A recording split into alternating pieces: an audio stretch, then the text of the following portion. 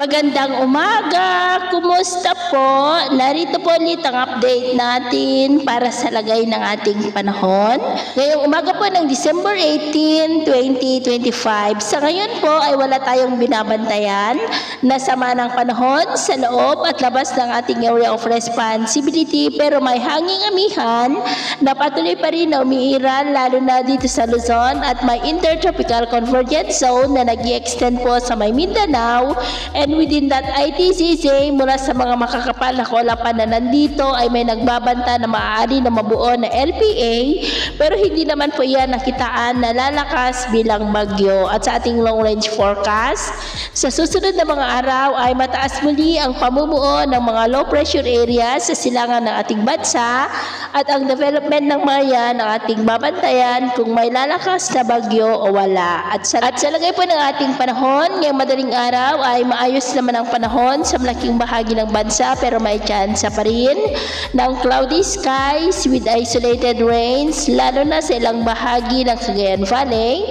ilang bahagi ng Cordillera, Quezon, Lobo, Camarines Provinces, Legazpi, Catanduanes, Sorsogon, Occidental Mindoro, Palawan, Aklan, Capiz, Cadiz, Bohol, Leyte, Samar Island, Caraga, Davao Region, Sorsogon at Sulu Archipelago.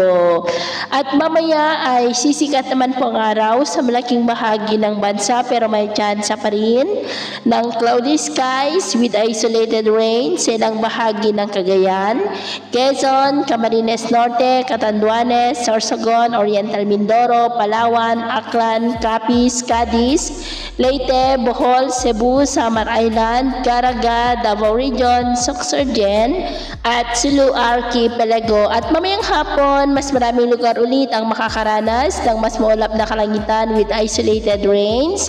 Kaya kung lalabas po tayo sa ating mga tahanan, ugaliin po natin lagi ang magdala ng kahit anong panangga natin sa init ng araw, at proteksyon na rin po sa mga biglaang buhos ng ulan. At sa atin naman pong mga baybayin, maalon po ngayon sa mga baybay ng extreme northern Luzon at silangang baybay ng ating bansa, dahil ang mga alon ay posibleng aabot hanggang sa 2 to 3 meters height. Kaya hanggat maaari po ay iwasan na muna natin ang papalaot dyan sa mga may kulay pula para mas makaiwas sa mga sakunang pangkaragatan. So ito lang latest update natin sa araw na ito. At ako po muli si James na nagsasabing sakay na magsabukuan na darating sa ating buhay, huwag na huwag po tayong mawawalan ng pag-asa. Thank you and God bless.